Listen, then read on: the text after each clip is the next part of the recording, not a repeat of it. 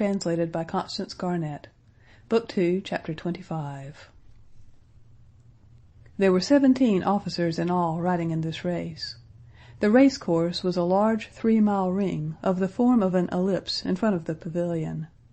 On this course 9 obstacles had been arranged. The stream, a big and solid barrier 5 feet high just before the pavilion, a dry ditch, a ditch full of water, a precipitous slope, an Irish barricade, one of the most difficult obstacles, consisting of a mound fenced with brushwood, beyond which was a ditch out of sight for the horses, so that the horse had to clear both obstacles, or might be killed. Then 2 more ditches filled with water, and 1 dry one, and the end of the race was just facing the pavilion.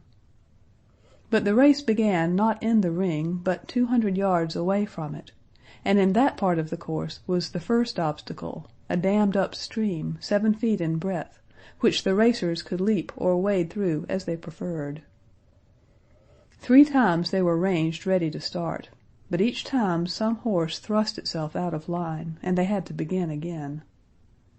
The umpire who was starting them, Colonel Sestrin, was beginning to lose his temper, when at last, for the 4th time, he shouted, "Away!" and the racers started. Every eye, every opera glass, was turned on the brightly colored group of riders at the moment they were in line to start. "They're off! They're starting!" was heard on all sides after the hush of expectation. And little groups and solitary figures among the public began running from place to place to get a better view. In the very first minute the close group of horsemen drew out, and it could be seen that they were approaching the stream in 2s and 3s, and one behind another. To the spectators it seemed as though they had all started simultaneously, but to the racers there were seconds of difference that had great value to them.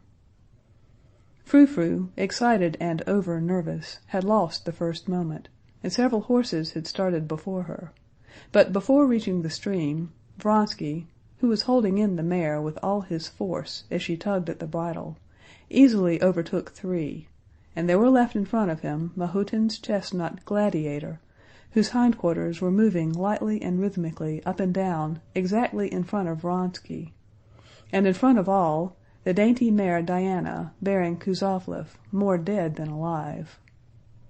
For the first instant Vronsky was not master either of himself or his mare. Up to the first obstacle, the stream, he could not guide the motions of his mare. Gladiator and Diana came up to it together, and almost at the same instant. Simultaneously they rose above the stream and flew across to the other side. Frou-Frou darted after them as if flying, but at the very moment when Vronsky felt himself in the air, he suddenly saw, almost under his mare's hoofs, Kuzovlev, who was floundering with Diana on the further side of the stream. Kuzovlev had let go the reins as he took the leap, and the mare had sent him flying over her head. Those details Vronsky learned later. At the moment all he saw was that just under him, where Frou-Frou must alight, Diana's legs or head might be in the way. But Frou-Frou drew up her legs and back in the very act of leaping, like a falling cat, and clearing the other mare, alighted beyond her. "Oh, the darling!" thought Vronsky. After crossing the stream, Vronsky had complete control of his mare, and began holding her in, intending to cross the great barrier behind Mahotin, and to try to overtake him in the clear ground of about 500 yards that followed it. The great barrier stood just in front of the imperial pavilion.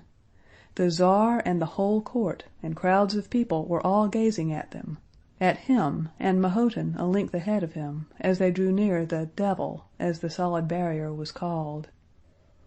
Vronsky was aware of those eyes fastened upon him from all sides, but he saw nothing except the ears and neck of his own mare, the ground racing to meet him, and the back and white legs of Gladiator beating time swiftly before him, and keeping always the same distance ahead. Gladiator rose with no sound of knocking against anything. With a wave of his short tail he disappeared from Vronsky's sight. "Bravo!" cried a voice. At the same instant, under Vronsky's eyes, right before him flashed the palings of the barrier. Without the slightest change in her action, his mare flew over it. The palings vanished, and he heard only a crash behind him. The mare, excited by Gladiator's keeping ahead, had risen too soon before the barrier and grazed it with her hind hoofs. But her pace never changed, and Vronsky, feeling a spatter of mud in his face, realized that he was once more the same distance from Gladiator. Once more he perceived in front of him the same back and short tail, and again the same swiftly moving white legs that got no further away.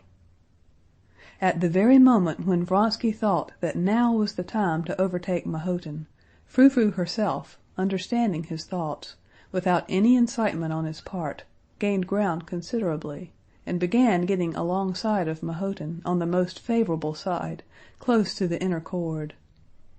Mahotin would not let her pass that side. Vronsky had hardly formed the thought that he could perhaps pass on the outer side, when Frou-Frou shifted her pace and began overtaking him on the other side. Frou-Frou's shoulder, beginning by now to be dark with sweat, was even with Gladiator's back. For a few lengths they moved evenly. But before the obstacle they were approaching, Vronsky began working at the reins, anxious to avoid having to take the outer circle, and swiftly passed Mahotin just upon the declivity. He caught a glimpse of his mud-stained face as he flashed by. He even fancied that he smiled. Vronsky passed Mahotin, but he was immediately aware of him close upon him, and he never ceased hearing the even thudding hoofs and the rapid and still quite fresh breathing of Gladiator. The next two obstacles, the watercourse and the barrier, were easily crossed. But Vronsky began to hear the snorting and thud of Gladiator closer upon him. He urged on his mare, and to his delight felt that she easily quickened her pace, and the thud of Gladiator's hoofs was again heard at the same distance away. Vronsky was at the head of the race, just as he wanted to be, and as Cord had advised, and now he felt sure of being the winner. His excitement, his delight, and his tenderness for Frou-Frou grew keener and keener.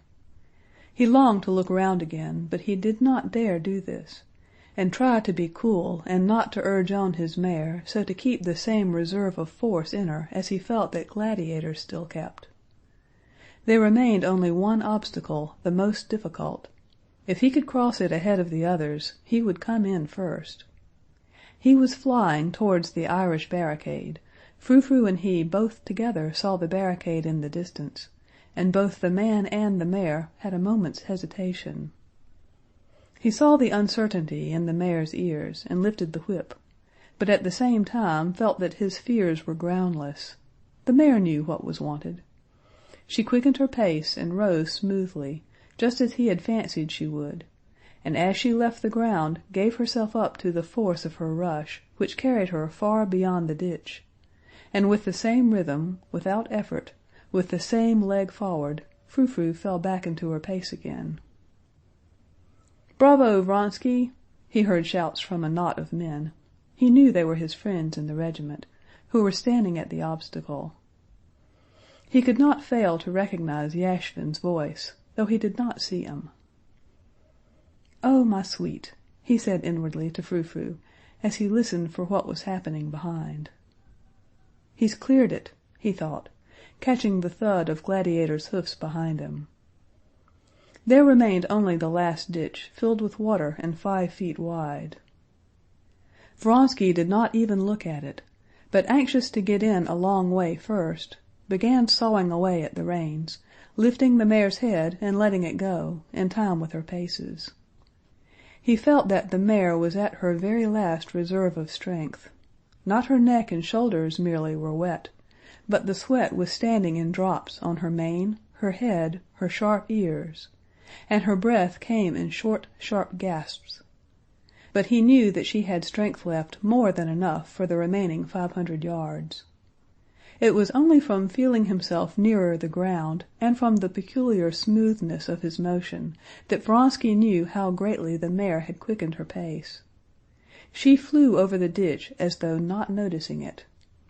She flew over it like a bird, but at the same instant Vronsky, to his horror, felt that he had failed to keep up with the mare's pace, that he had, he did not know how, made a fearful, unpardonable mistake in recovering his seat in the saddle.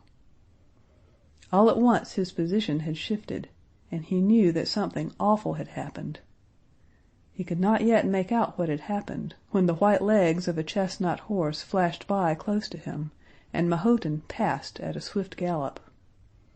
Vronsky was touching the ground with one foot, and his mare was sinking on that foot. He just had time to free his leg when she fell on one side, gasping painfully, and making vain efforts to rise with her delicate, soaking neck. She fluttered on the ground at his feet like a shot bird. The clumsy movement made by Vronsky had broken her back. But that he only knew much later. At that moment he knew only that Mahotin had flown swiftly by, while he stood staggering alone on the muddy, motionless ground, and Frou-Frou lay gasping before him, bending her head back and gazing at him with her exquisite eyes. Still unable to realize what had happened, Vronsky tugged at his mare's reins. Again she struggled all over like a fish, and her shoulders setting the saddle heaving, she rose on her front legs, but unable to lift her back, she quivered all over and again fell on her side. With a face hideous with passion, his lower jaw trembling and his cheeks white, Vronsky kicked her with his heel in the stomach and again fell to tugging at the rein. She did not stir, but thrusting her nose into the ground, she simply gazed at her master with her speaking eyes. "Ah!" groaned Vronsky, clutching at his head. "Ah, what have I done?" he cried. "The race lost, and my fault. Shameful, unpardonable. And the poor darling ruined mare. Ah, what have I done?" A crowd of men, a doctor and his assistant, the officers of his regiment, ran up to him. To his misery he felt that he was whole and unhurt. The mare had broken her back, and it was decided to shoot her. Vronsky could not answer questions, could not speak to anyone. He turned, and without picking up his cap that had fallen off, walked away from the race course, not knowing where he was going. He felt utterly wretched. For the first time in his life he knew the bitterest sort of misfortune, misfortune beyond remedy, and caused by his own fault. Yashvin overtook him with his cap and led him home, and half an hour later Vronsky had regained his self-possession. But the memory of that race remained for long in his heart, the cruelest and bitterest memory of his life. End of chapter 25.